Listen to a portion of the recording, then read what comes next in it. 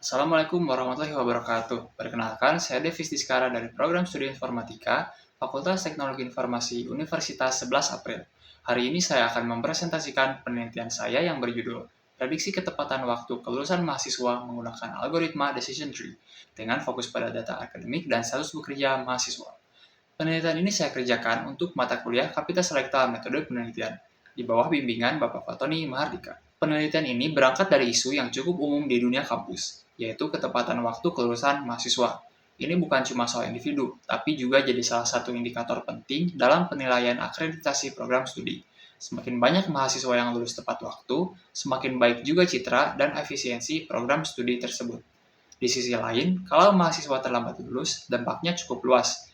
Ada beban finansial tambahan, ada tekanan psikologis, dan yang paling terasa, mahasiswa jadi kehilangan kesempatan untuk lebih cepat masuk ke dunia kerja.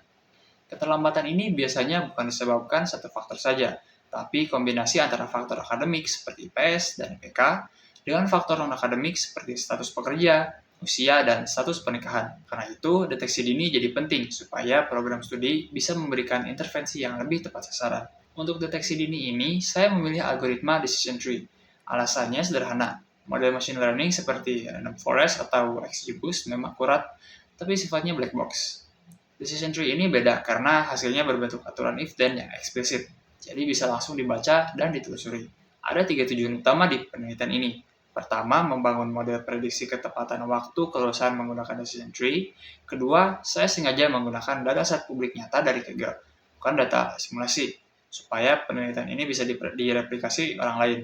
Dan ketiga, saya ingin mengidentifikasi variabel apa saja, baik akademik maupun non-akademik, yang paling berpengaruh terhadap keterlambatan kelulusan. Sekarang masuk ke bagian data. Dataset yang saya pakai berjudul Kelulusan Mahasiswa, dipublikasikan oleh Hafiz Attallah di Kaggle tahun 2023. Setelah saya gabungkan dua berkas yang disediakan, totalnya ada 524 data mahasiswa. Dari jumlah itu, 359 mahasiswa atau sekitar 68,5% berstatus tepat waktu, 165 mahasiswa atau 31,5% berstatus terlambat. Atribut yang dipakai ada jenis kelamin, status mahasiswa, yaitu bekerja atau mahasiswa aktif, umur, status nikah, IPS dari semester 1 sampai 8, IPK, dan status kelulusannya. Ada satu catatan penting soal pembersihan data. Saya menemukan banyak nilai 0 di kolom IPS, terutama semester 8. Setelah dicek lebih dalam, nilai 0 ini bukan berarti mahasiswa punya IP 0 di semester itu, tapi lebih ke data yang memang tidak tercatat.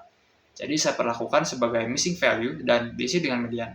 Satu hal menarik lagi, split data latih dan data uji bawaan dari kakak itu ternyata timpang.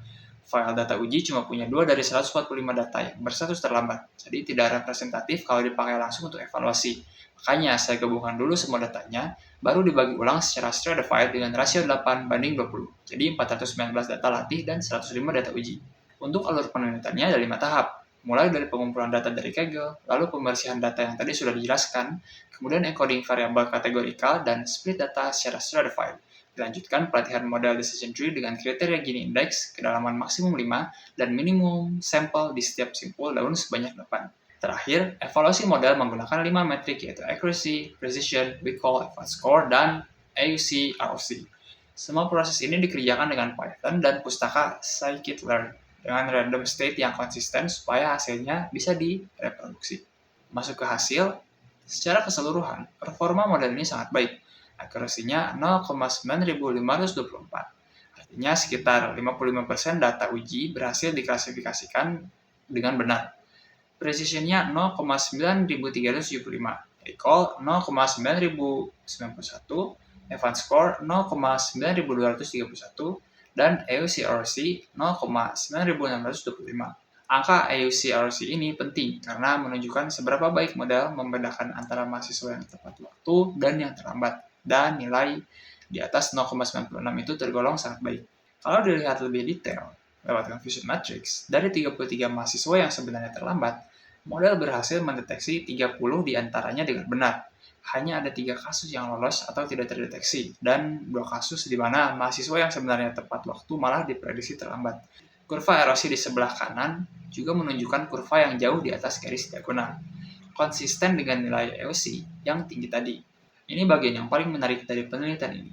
Ketika dilihat feature importance dari model, ternyata variabel yang paling dominan itu bukan IPK atau IPS, melainkan status mahasiswa, apakah dia bekerja atau tidak. Nilainya 0,8108, jauh di atas variabel lain yang semuanya di bawah 0,08. Artinya, pada dataset ini, status bekerja sambil kuliah jadi prediktor risiko keterlambatan kelulusan yang jauh lebih kuat dibanding performa akademik semester per semester. Ini gambaran struktur pohon keputusan yang dihasilkan model. Bisa dilihat, simpul akar atau root node-nya langsung memisahkan data berdasarkan status mahasiswa, bukan IPK seperti yang biasanya ditemukan di penelitian sejenis. Mahasiswa yang berstatus bekerja hampir semuanya langsung masuk ke cabang terlambat, apapun nilai IPS-nya. Sementara, mahasiswa yang aktif kuliah tanpa bekerja baru dipilah lebih lanjut berdasarkan IPS semester 5 dan semester 3. Kalau dimaknai, temuan ini sebenarnya masuk akal. Mahasiswa yang bekerja sambil kuliah otomatis punya keterbatasan waktu dan energi untuk mengikuti perkuliahan, bimbingan, sampai menyelesaikan tugas akhir, dibandingkan mahasiswa yang fokus penuh waktu sebagai mahasiswa aktif. Setelah status bekerja, barulah performa di pertengahan masa studi, yaitu IPS semester 3 dan 5, jadi penentu berikutnya. Menariknya, IPK justru hampir tidak berpengaruh sama sekali di model ini. Kemungkinan karena IPK sifatnya kumulatif dan sudah sangat berkorelasi dengan hasil akhir. Jadi kurang informatif sebagai prediktor yang berdiri sendiri. Secara praktis, temuan ini bisa dipakai dosen pembimbing akademik untuk memprioritaskan perhatian khusus ke mahasiswa yang bekerja sambil kuliah. Misalnya lewat penyesuaian beban studi atau pendampingan yang lebih fleksibel. Penelitian ini tentu punya keterbatasan. Pertama, cakupan waktu dan historisnya tidak bisa dipastikan seberapa mutakhir. Kedua, variabel non-akademik yang tersedia di dataset ini cukup terbatas. Tidak ada data soal keaktifan organisasi atau dukungan sosial misalnya. Ketiga, seperti yang sudah dijelaskan tadi, split data uji bawaan dari sumber aslinya sangat timpang sehingga perlu dibagi ulang. Dan terakhir, parameter decision tree yang dipakai belum dioptimalkan lewat hyperparameter tuning yang menyeluruh. Untuk penelitian selanjutnya, ada beberapa saran, mulai dari melakukan hyperparameter tuning yang lebih menyeluruh, membandingkan dengan algoritma ensemble seperti random forest atau XGBoost, menambahkan variabel non-akademik lain, sampai memvalidasi model ini pada dataset mahasiswa yang lebih baru dan lebih besar. Sebagai kesimpulan, ada 4 poin utama dari penelitian ini. Pertama, Decision Tree berhasil membangun model prediksi dengan kinerja yang sangat baik, accuracy 0,9524 dan accuracy 0,9625. Kedua, status bekerja sambil kuliah terbukti jadi prediktor risiko keterlambatan yang jauh lebih dominan dibanding performa akademik semesteran.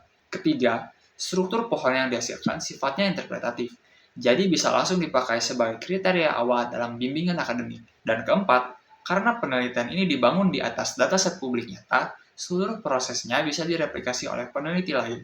Itu tadi presentasi penelitian saya tentang prediksi ketepatan waktu kelulusan mahasiswa menggunakan algoritma decision tree. Terima kasih atas perhatiannya.